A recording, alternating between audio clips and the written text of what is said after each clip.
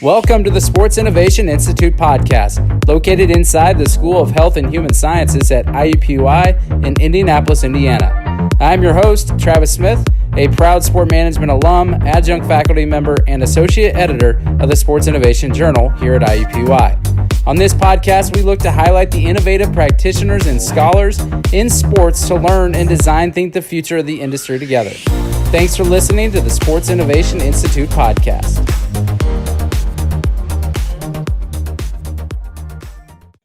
All right, so we're going to talk about hashtag ODU to ODU. So we're going to explain that throughout this podcast episode. I'm here with the authors. So why don't you both kind of tell me which ODU you're actually representing, your name, and what kind of department and research interests you have. Okay, I'll go first. I'm Brendan O'Halloran. I am currently a lecturer in our Department of Communication and Theater Arts at Old Dominion University in Norfolk, Virginia. But when I first met Dr. Strode, I was actually a doctoral student in sport management at Old Dominion University. And my name is Jim Strode. I am an associate professor and the chair of the Department of Sports Administration at Ohio University. But at the time of this paper, I was the professor and graduate dean at Ohio Dominican University, a small private liberal arts school in Columbus, Ohio. Is your guys' research interest typically delve into sports, or are you more just whatever seems interesting at the time? We both largely do sport research, but specifically I happened to be doing, when we first met, I happened to be doing my dissertation, and it involved sociological interactions through Twitter hashtags. So I was very much in the hashtag space. And that's how when I ran into Jim at NASM in Orlando, I was very interested in forming some sort of a collaboration between classrooms. Mm-hmm. And my research, for the most part, has been in leadership and pedagogy. When I shifted from a faculty member to the dark side, the administration side, I really started to explore more issues of how we could become better teachers, how we can become better administrators. So this connection with Brennan to investigate a way that we can enhance a very pertinent and relevant component to our world, social media in the classroom. It was very appealing to me. Yeah, so let's just kind of dive into the actual project and assignment. It involves two different universities that you both were at, and basically used a pen pal philosophy. I think it's referenced in the paper. And so tell us about that idea of the assignment, and then maybe some of the details of what was expected of the students. I'll start with the overall philosophy. I like to, and it sometimes blows up in my face, I like to give minimal directions on assignments. I like it to be a journey of discovery for students to help figure out. And so we formed this connection between classrooms, and then we said, okay, go to it. And we didn't give explicit instructions at the front end. We wanted to see where they went with it. And in all honesty, too, this was good and this was bad for the students, right? Because many students are looking at class as potentially transactional, where tell me how many posts you want me to make. Tell me how many assignments or how many pages do I need to write to be able to get an acceptable grade. We entered this project nebulous when it comes to creating this hashtag and a whole semester of engagement. So some we're all in, and some sort of kind of came in towards the finish line with their tweets, trying to meet that quota that they created for themselves. So what was the problem that you were all trying to solve? So basically, why did you see it necessary for your undergrad students to kind of interact with others that they don't know through social media to talk about sport? If you look at the statistics, a large number of the first jobs for students coming out of sport management and communication programs is in social media. And so we wanted to provide something tactile and hands-on so that students could say, we did this, and to practice these skills that many of them would end up using in a professional setting. students use social media primarily to connect, right? To connect with others, but not necessarily understanding the power of social media and how social media has started to transcend traditional media. We know that now college athletic departments, professional sport organizations, and even high school sport organizations have, whether it's full-time staff or athletic directors dedicated towards this space. We knew that it was important that our students knew it beyond just connecting with their friends. Yeah, and it was interesting that you use Twitter, and now almost every social media platform uses hashtag, but you use Twitter to build on Browning and Sanderson's 3 goals of using Twitter in the classroom. I think that was from 2015 study, and use those goals as the basis of your research questions. Could you kind of expand on what those 3 goals of using Twitter in the classroom were? Certainly. So, we looked at that particular article, and obviously better engaging participants in the media process was the first piece, helping transcend barriers, geographic barriers, which, as we discussed, not to give a spoiler alert, but as discussed in our ending part, with it being 2020 and the COVID-19 issue, that really rung true to what faculty could be doing today to be able to connect students better. And then finally, enhancing participation and strengthening an online a virtual community was the third piece. And one of the interesting things is there's if you can call it a divide, a digital divide among users of social media, but also those who teach social media as well. Jimmy Sanderson is somebody I know quite well. I met him at a conference, almost 6 years ago now, and he's quite evangelical about the value of it. But it's interesting, you read his, and we almost predicted at the front end that we wouldn't be able to match the lofty goals of that. But that's because in social media, you have your hand raisers, your people who are eager to take part, and your people who just want to punch a box, meet the obligations of the assignment. And social media professionally is not about meeting the obligations of the assignment. It's very initiative focused.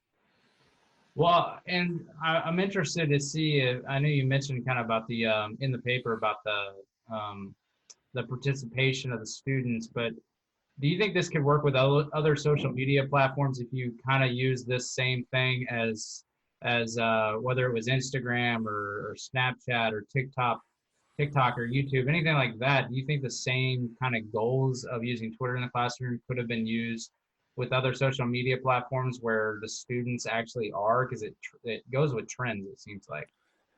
I am a hashtag evangelist. And I think the thing about the hashtag is it creates a community. It creates a hub. It creates a link that people can gather at. So any platform that uses a similar mechanism that allows people to easily affix to a community, I think could work with this. I happen to be partial to Twitter because I think it's, for me personally, the most interesting site. But technically, I think you could do any. It's funny you mentioned TikTok because that's the one in my classes. My students, when they have social media assignments, they're all TikTok all the time.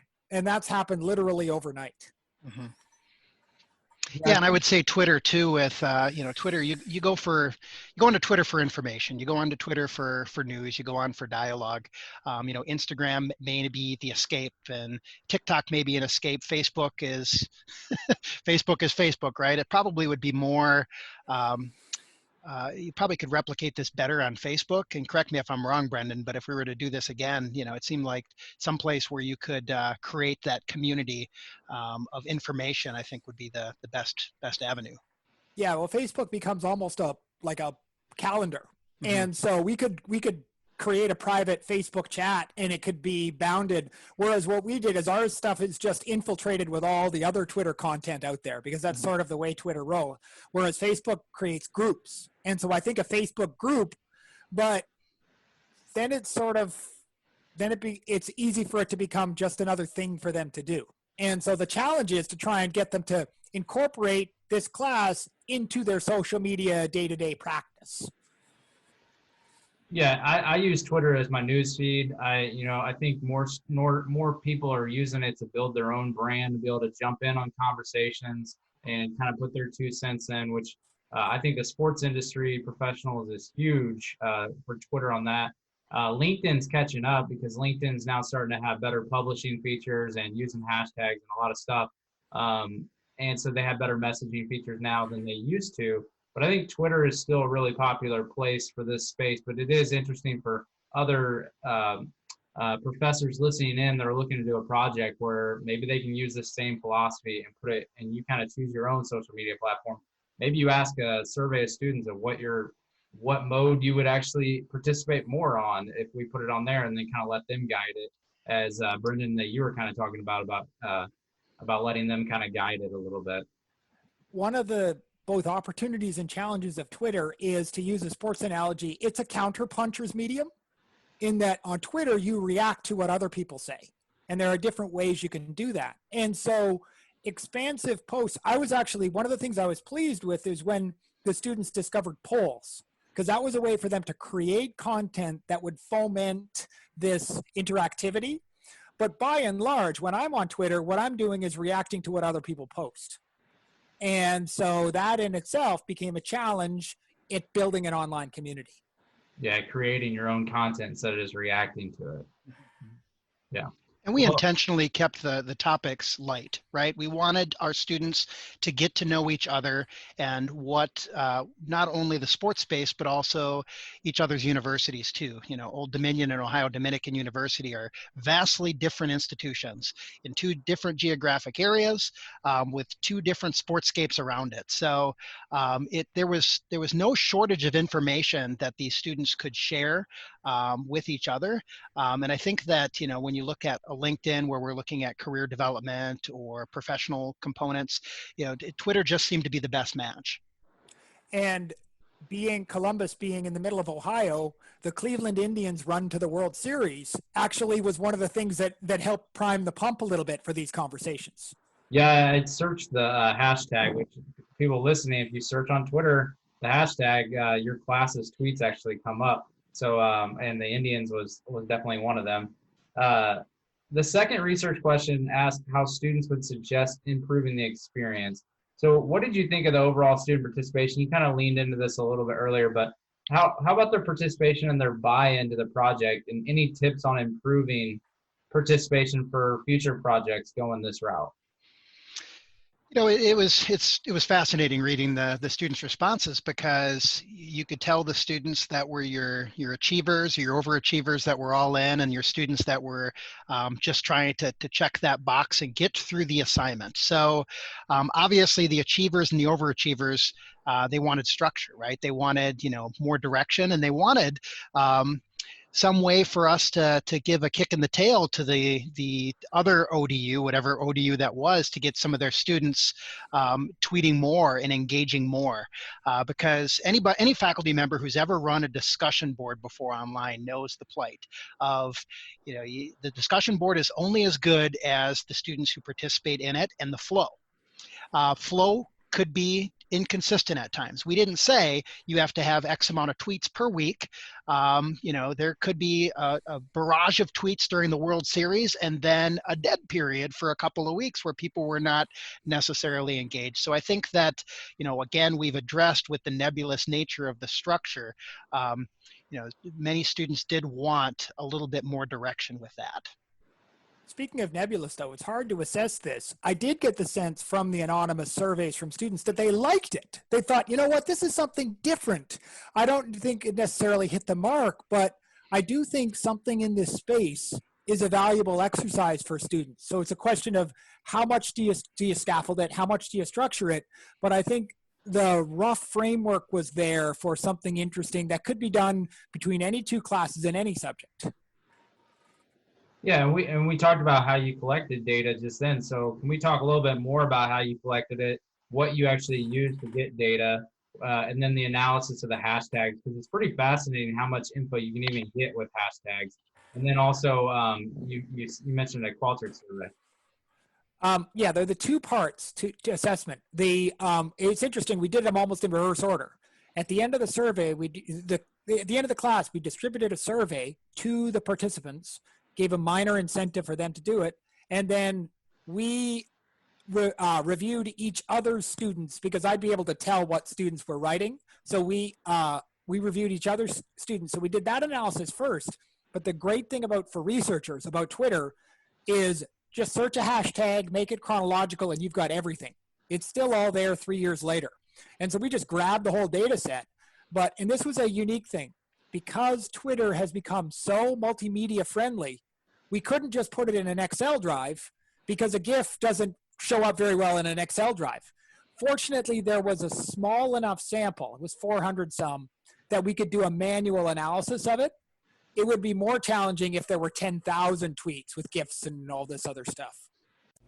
Hey listeners, a quick message and then we'll get right back to the interview. I wanted to quickly tell you that the Sports Innovation Journal is now accepting submissions.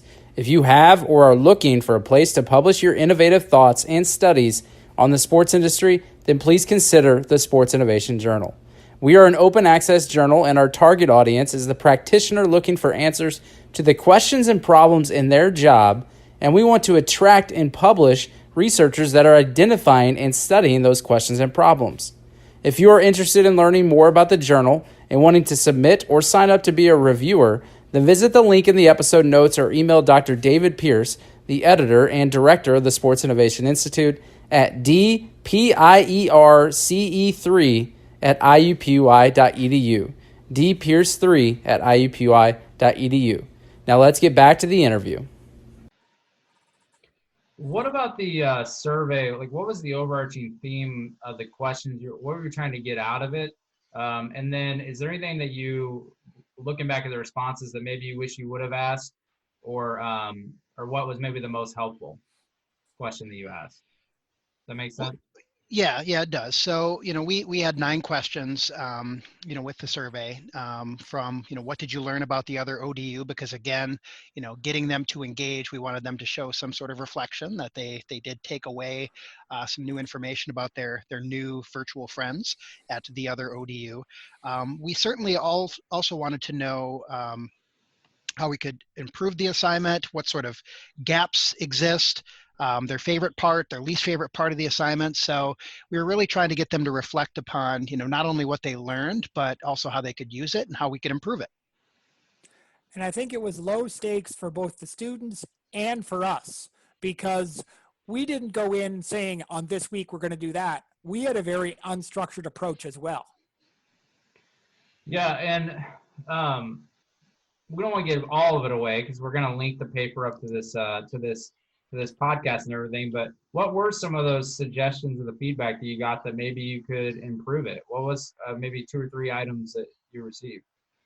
The one I liked actually was the idea of weekly challenges or quizzes or something to say, okay, achievement unlocked.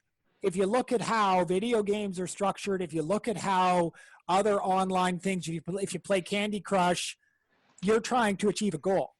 And so the suggestion that we affix our participation to some sort of a goal was actually a really clever one. And I think something that if I was to do it again, if Jim was to do it again, we'd probably consider incorporating.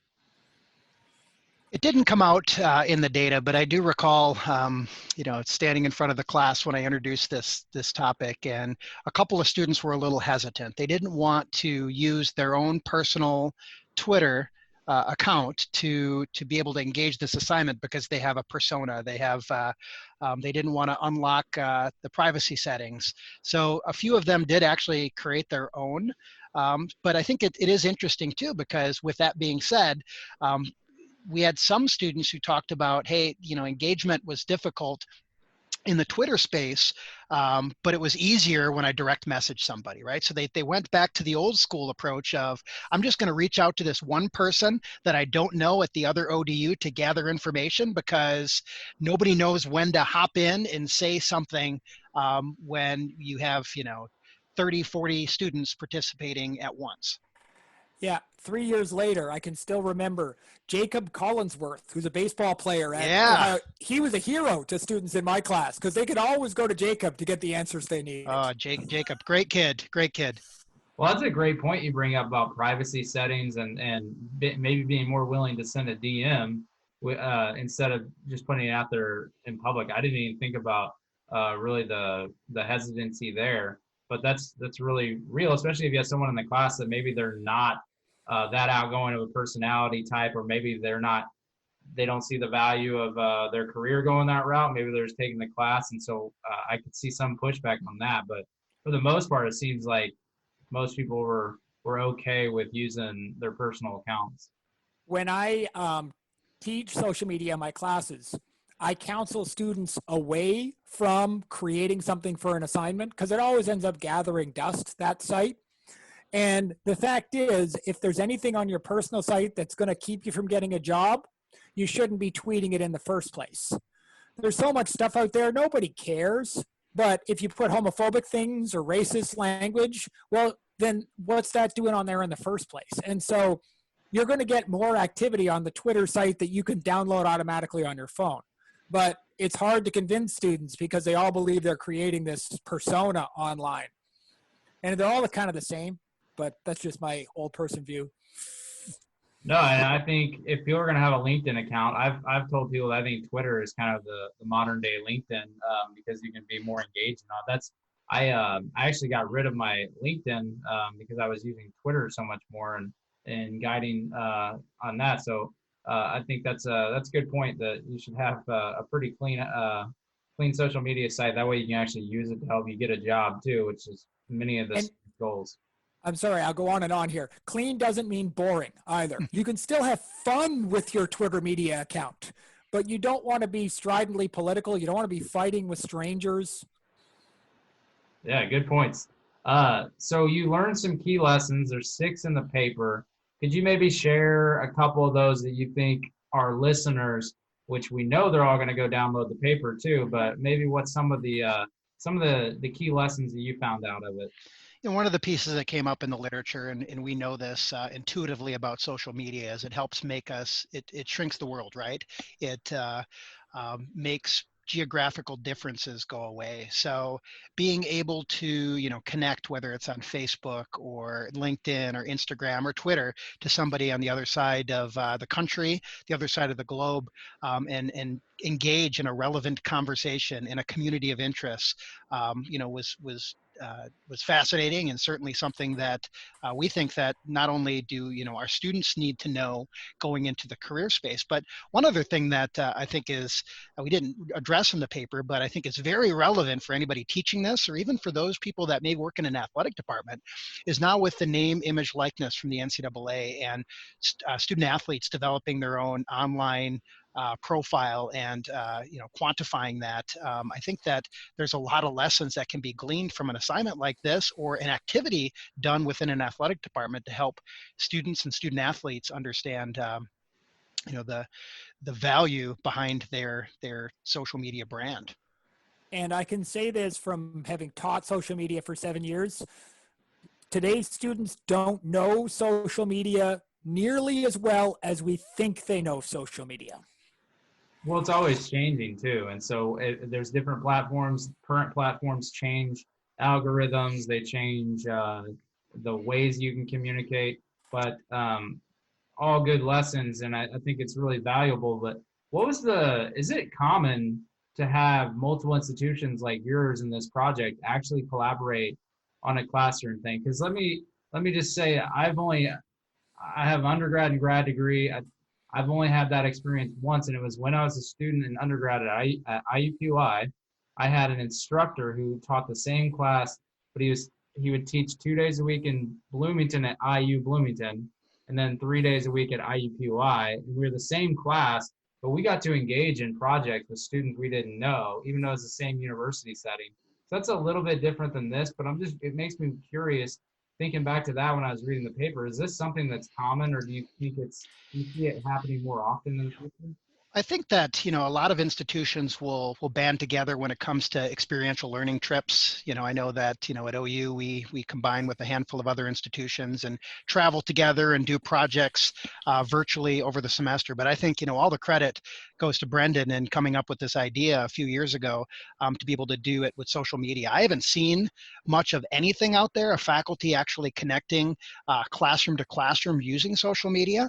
But I think that most of the connections with other institutions have happened in a more traditional manner. But having been, I'm dabbling in research, and we meet other faculty members who are doing cool things at conferences a couple of times a year. And so these type of connections are ready-made. And so I feel like this is dipping your toe in the water. I could absolutely see some sort of a March Madness style, not competition, but goodwill exchange between multiple schools. It would take a fair amount of legwork on the front end, but I think the more elaborate it is, the more interactive it'd be for students. Yeah, and I think doing stuff like this, we want to encourage them and educate people that are listening on how they might be able to do this. Were there any type of hurdles that you have to go through administratively to be able to even be allowed to do a collaboration like that? There may be any advice that you could give someone that might be thinking of approaching their superiors about that? Well, I'm not the administrator in this conversation, but I would never ask the administrator before doing something like this. I'd just do it. Let's let the dean talk, or the chair talk about this. Well, certainly, with the simple research protocol of Human Subjects Review Board, we went through that process. But other than that, it's once the student puts the hashtag out there, obviously it's out there for everybody to see, and the information that we gathered from the students was voluntary and part of our Human Subjects Review Board protocol. So the barriers are pretty thin. Did both classes use similar gradebook method for this assignment? Yeah, the assignment was exactly the same in both. Okay. Yeah. Well, I think that's really helpful for anyone that might be getting some ideas flowing by listening to this and reading the paper. You can see more of the action steps in the paper. There's two things that stick out again while I'm reading it over before this recording again was, one, how valuable this could be if COVID-19 extends longer or we get a reappearance of COVID-19 and more things are pushed online. Think of the awesome dialogue a project like this could have with students that are in a virtual learning experience.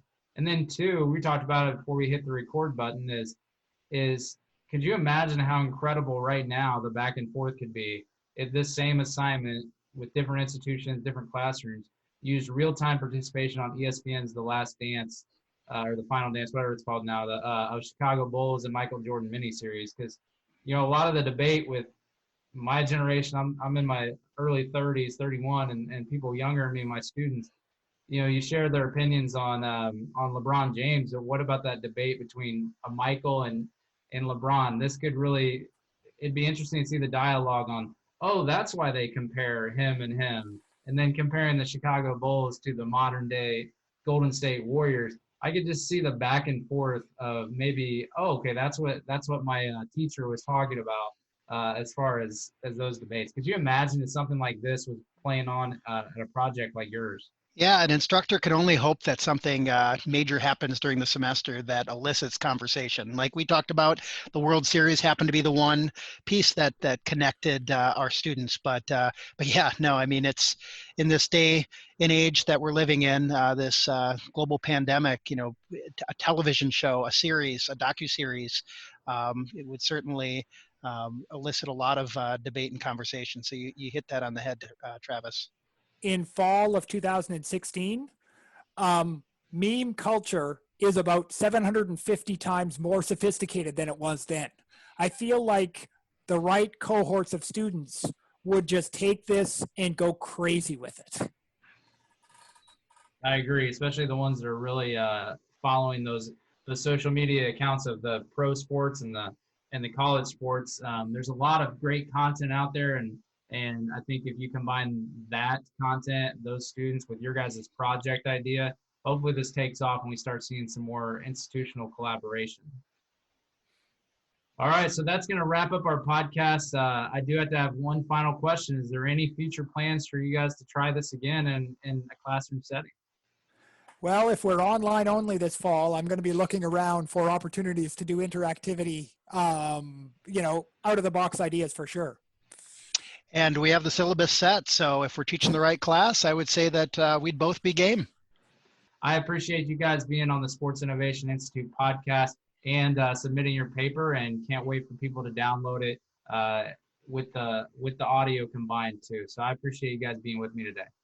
Thank you very much. Appreciate it, Travis.